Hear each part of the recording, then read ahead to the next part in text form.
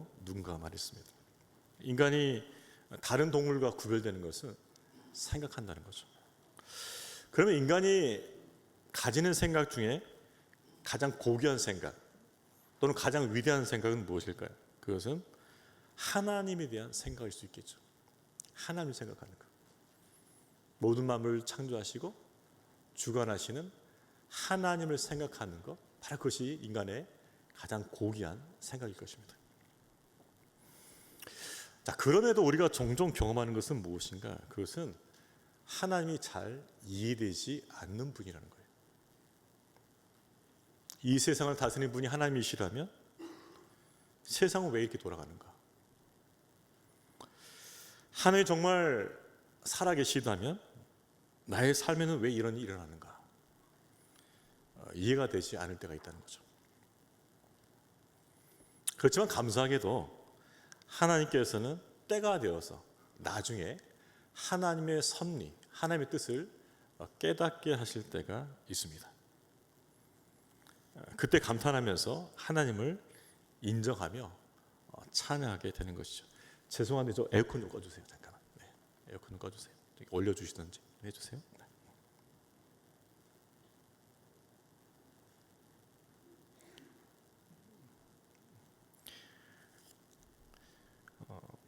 사도 바울이 그랬던 것 같아요.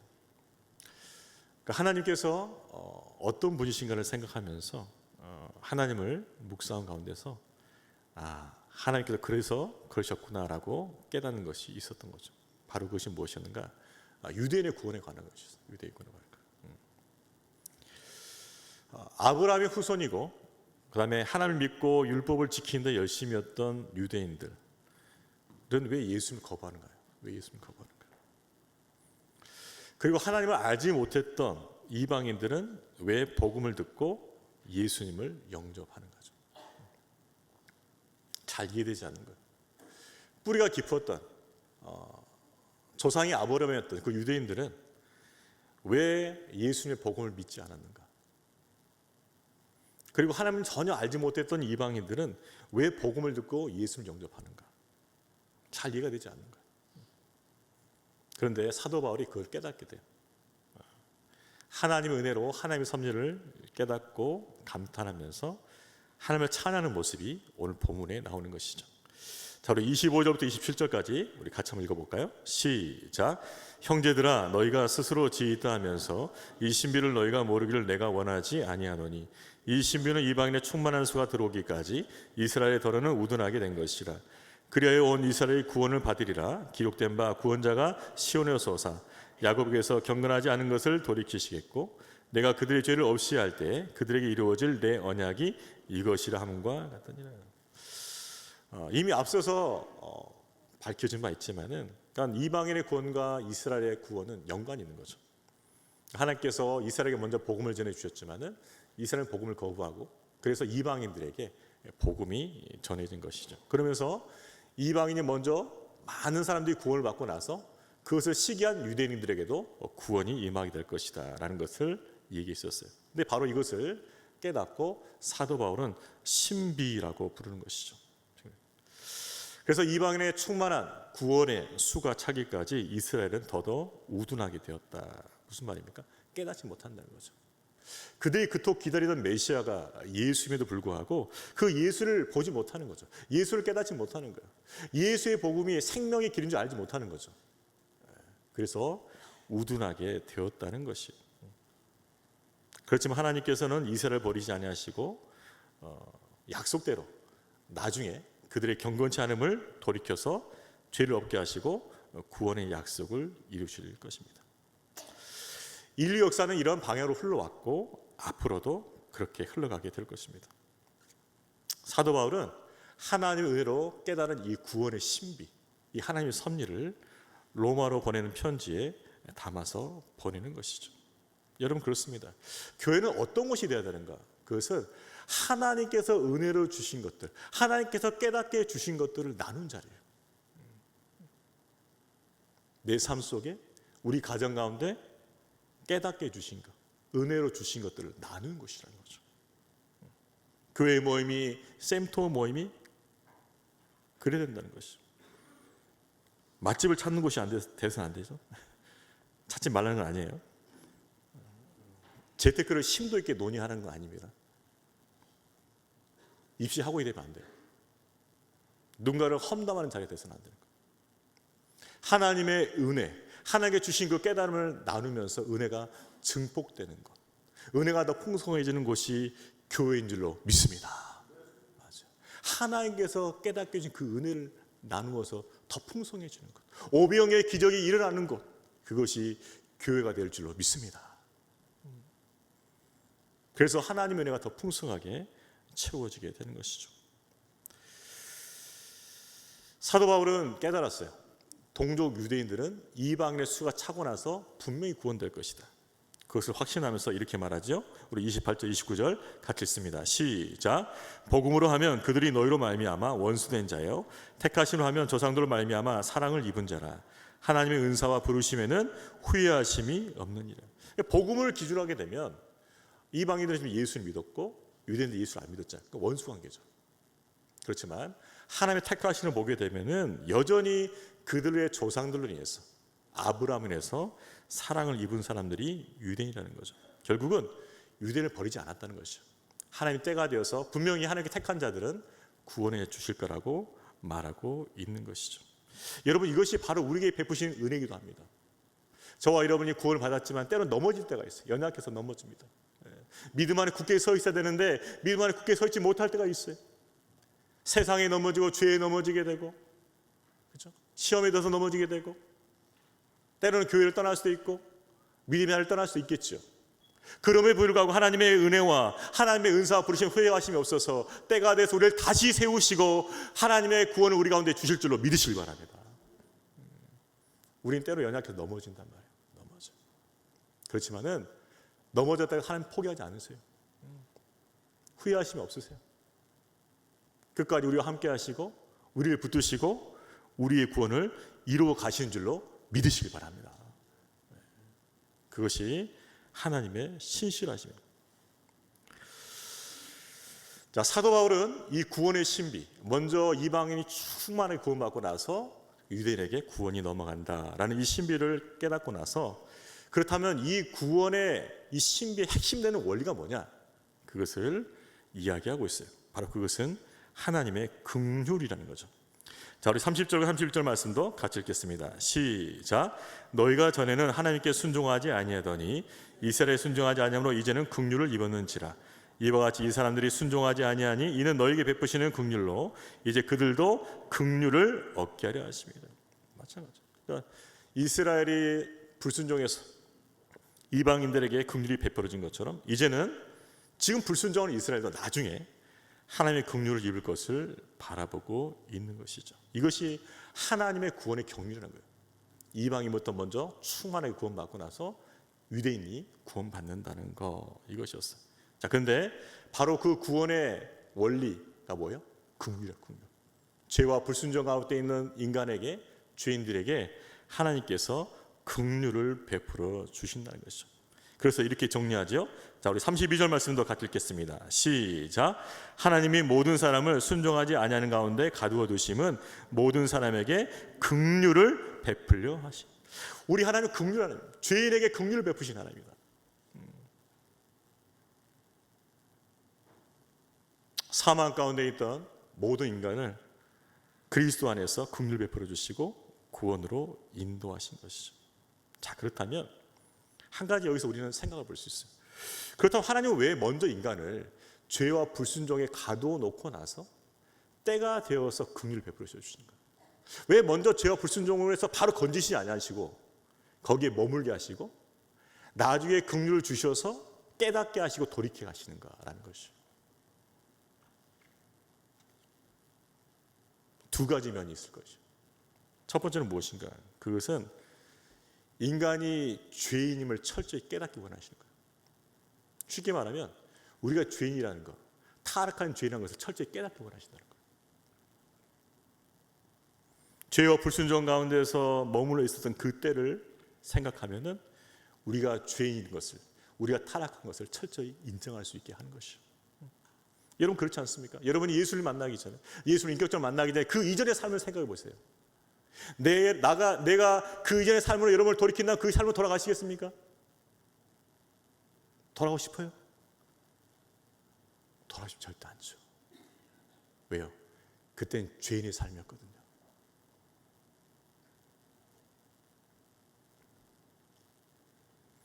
그런데 그 죄와 불순종의 삶을 뛰어넘어 이제는 예수 그리스도를 말미암아 하나님의 긍휼을 입어서 새 사람의 삶을 살고 나서는 나는 죄인이었어라고 분명히 고백할 수 있다는 거죠.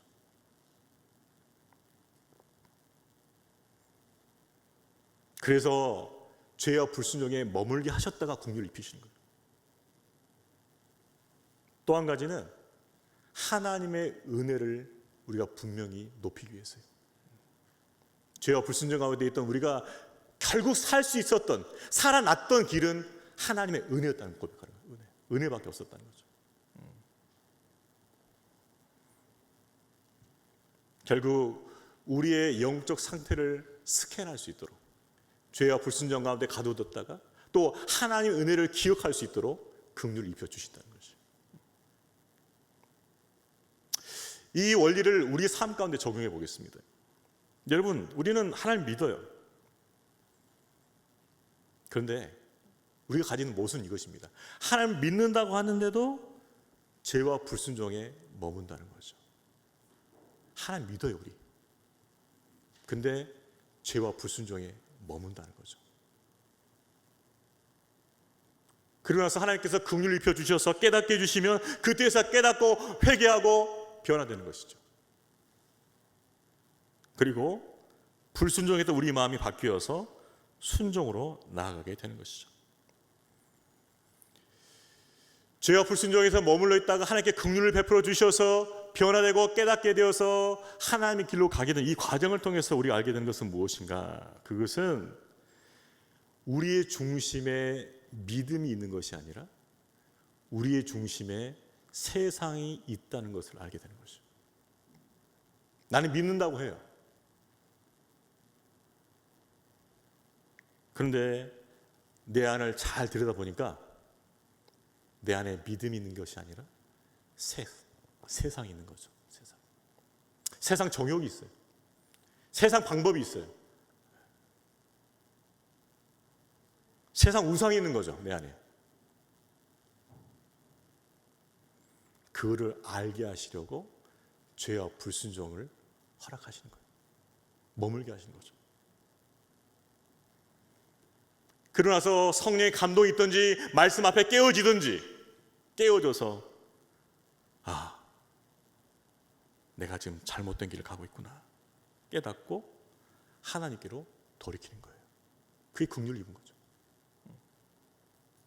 그래서 하나님의 은혜가 아니면 내가 믿음 생활을 제대로 할 수가 없다는 것을 고백하게 하는 거예요.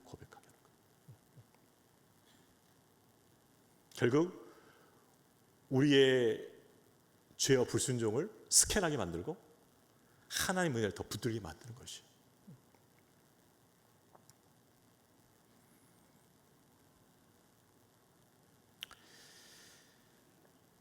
저와 여러분은 하나님께서 주신 그 긍휼과 은혜를 따라서 우리의 죄된 발걸음을 멈추고 하나님의 뜻 안에 거할 수 있기를 주님의 이름으로 축원합니다. 그래서 하나님 긍휼이 필요한 거예요.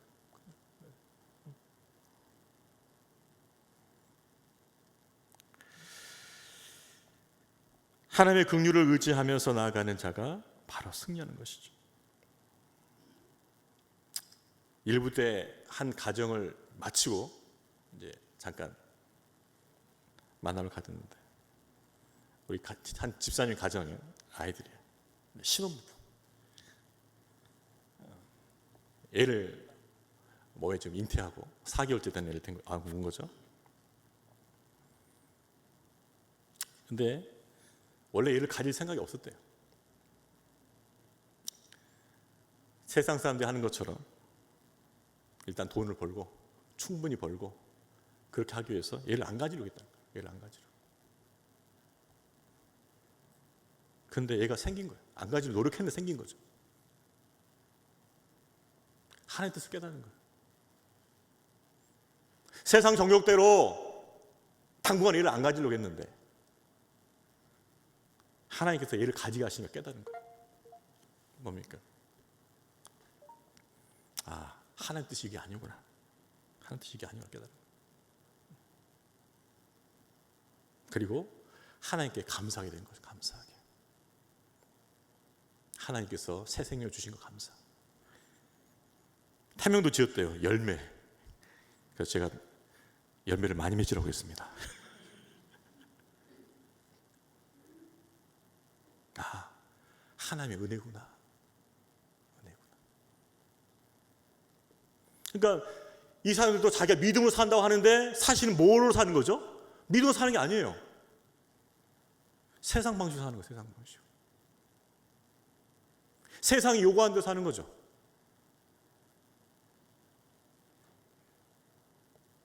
우리는 은혜에 붙들리지 않으면 깨어 있을 수가 없어요. 은혜에 붙들리지 않으면 하나님 뜻대로 살 수가 없는 것이죠. 저와 여러분은 하나님의 은혜에 붙들려서 하나님 뜻 안에 살아갈 수 있기를 주님의 이름으로 축원합니다. 이분들이 너무나 감사하다고 고백하시더라고요.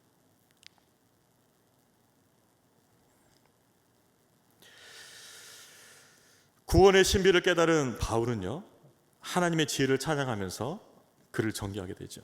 자, 우리 33절부터 35절 말씀도 같이 읽겠습니다. 시작. 깊도다 하나님의 지혜와 지식의 풍성함이요 그의 판단 헤아리지 못할 것이며 그의 길은 찾지 못할 것이로다. 누가 주의 마음을 알았느냐? 누가 그의 모사가 되었느냐? 누가 주께 먼저 드려서 갚으심을 받겠느냐? 하나님의 선택과 구원, 유대인과 이방인의 관계, 불순종과 긍휼, 굉장히 복잡한 주제죠. 그러나 이미 다뤘어요. 바울은 이런 제도들을 다룬 후에 하나님의 지혜가 얼마나 풍성한가, 지식이 얼마나 풍성한가, 헤아릴 수 없다. 그의 길은 인간의 노력은 찾을 수 없다라고 그러면서 깊도다. 무슨 말이에요? 감히 헤아릴 수 없다는 거죠. 하나님의 지혜와 지식은 그렇게 선하는 것이죠. 구원의 신비를 설명하면서 하나님의 지혜와 지식의 그 풍성함, 그 기쁨을 찬양하고 있는 것이죠. 그러면서 인간 한계를 또 이야기해요. 누가 주의 마음을 알았는가? 여러분, 우리 인간은 하나님 마음을 알 수 없습니다. 그분이 마음을 보여주셔야만 아는 거예요. 보여주셔야만. 내가 너를 사랑한다라고 보여주셔야만 아는 거예요. 누가 그의 모사가 됐는가? 우리가 그분에게 뭔가를 가르친 적이 있어요? 없죠. 누가 주께 먼저 드려서 갚으심을 받겠느냐? 여러분, 우리가 가지고 있는 모든 걸 하나님께 주신 것입니다. 물질, 시간, 재능, 심지어는 코로 숨쉬는 이 생명조차 하나님께 주신 거예요. 우리가 하나님께 뭔가를 드린다고 했을 때는 이미 받은 것을 드린 것이지 원래부터 우리에게 있는 걸 드린 것이 하나도 없습니다. 누가 주께 먼저 드려서 갚으심을 받겠냐 이렇게 말하는 거죠. 결국 우리 존재의 근원이 하나님이심을, 그분이 우리의 삶의 주권자이심을 강력하게 선포하고 있는 것이죠. 그러면서 바울은 더 나아가서 모든 만물을 창조하시고 다스리시는 하나님의 주권과 영광을 이렇게 찬양합니다. 자, 우리 36절 말씀도 같이 읽겠습니다. 시작. 이는 만물이 주에게서 나오고 주로 말미암고 주에게로 돌아갑니다. 그에게 영광이 세세에 있을지어다. 아멘. 그렇죠? 무엇이에요? 모든 만물이 주에게서 나오고 주로 말미암고 주에게로 돌아간다라는 것이죠. 결국은 만물의 근원이요 주가 하나님이심을 얘기하고 있는 거죠. 여러분, 우리는 이 사실을 분명히 기억해야 합니다. 만물이 주에게서 나오고 주로 말미암고 주에게로 돌아간다. 왜냐하면 우리는 하나님께서 우리 삶의 주권자 되시며 우리 역사와 인생의 주인 되신다는 것을 종종 잊기 때문에 그래요.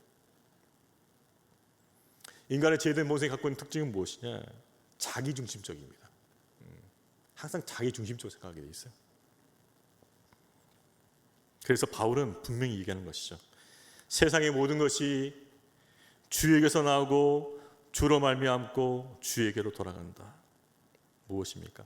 하나님을 위해서 하나님 중심으로 돌아간다. 그래서 모든 영광을 하나님께 돌려야 된다고 말하고 있는 것이죠.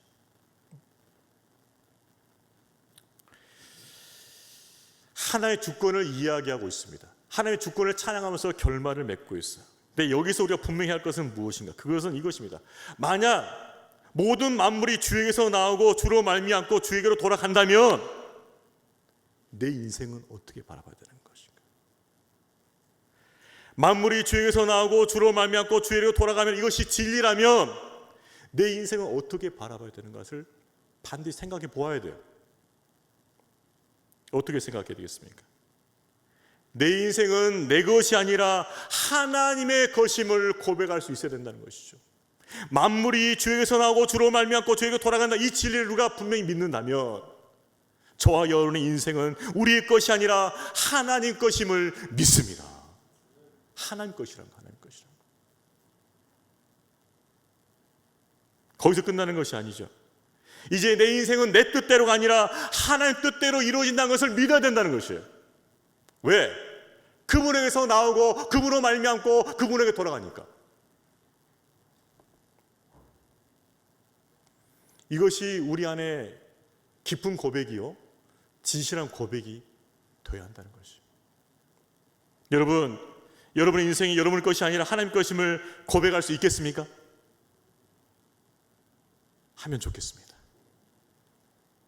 한번 고백해 볼까요? 따라해 봅시다.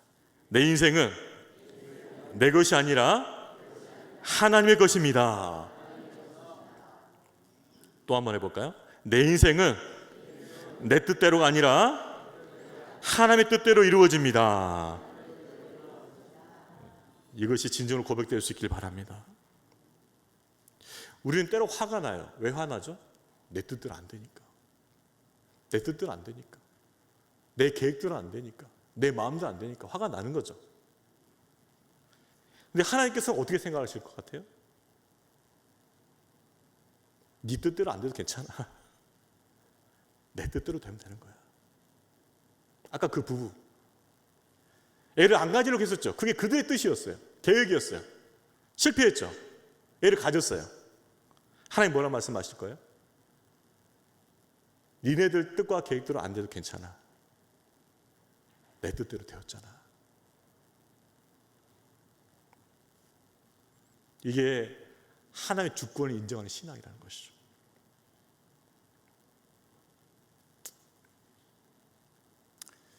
청년 때 새벽기도 드리고 어느 날 나오는데 교회 앞에 평상에 술 취한 분이 계셨어요. 소주를 마시고 계셨습니다.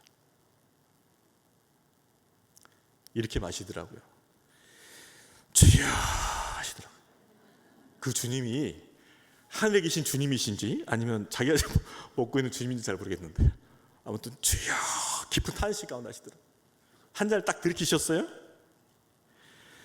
주여 주 뜻대로 하지 마옵시고 내 뜻대로 하여 주옵소서. 이거 기도인가요? 또 한 잔 마시더라고요. 주여 제발 주 뜻대로 하지 마옵시고 내 뜻대로 하여 주옵소서. 이걸 반복하는 거예요.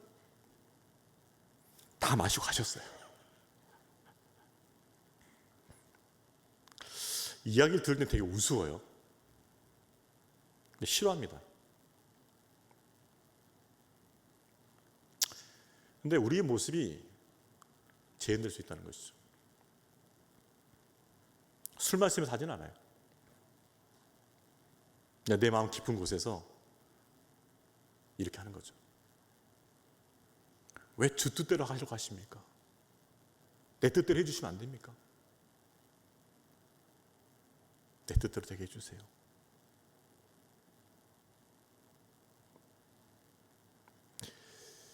이 사람이 우리 안에 있다는 것이죠. 주님의 뜻이 무엇인지 분명히 밝혀졌어요. 깨달아졌어요. 알게 주셨어요. 그렇게 인도하고 계셔요. 직감적으로 그렇게 할 수밖에 없겠다. 그 길로 갈 수밖에 없다고 느껴지고 있어요, 이미. 그런데도 마음 깊은 곳에서 주 뜻대로 하지 마옵시고 내 뜻대로 해주시면 안 되겠습니까? 이걸 외치고 있다는 거죠.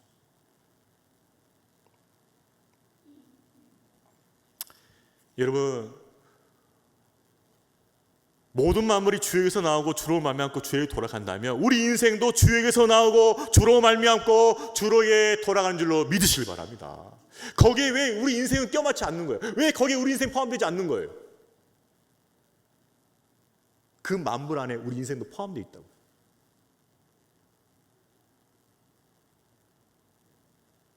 그래서 주님이 주권자이심을 고백하면서 그분 안에 거하는 것, 그분 뜻 안에 거하는 것, 그분의 길로 행하는 것이 진짜 믿음인 줄로 믿으시길 바랍니다. 그게 진짜 믿음이죠. 하나님이 하나님이시라고 고백하면서도 매일 마음 깊은 곳에서 내 뜻대로 해주시면 안 되겠습니까? 이걸 계속해서 연말하고 있다면 진짜 믿음이 아니잖아요. 이거.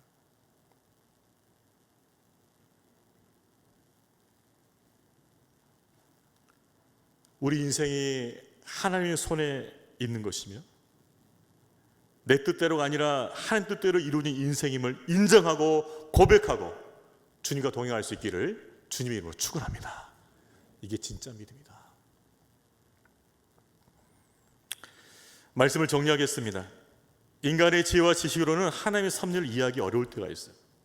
그러나 우리는 하나님의 그 섭리의 오묘함을 인정해야 돼요. 인정해야 돼요. 때로는 우리 생각과 지혜를 뛰어넘어요. 이해되지 않아요. 때로는 내가 원하는 것이 아니에요. 그 길이. 그럴지라도 신앙에는 하나의 주권을 인정하고 고백하고 받아들이는 것이죠. 하나의 주권적 섭리를 인정하고 그분의 뜻 안에 거하고 그분의 길로 행하는 진짜 믿음을 가진 성도 되시기를 주의 이름으로 축원합니다.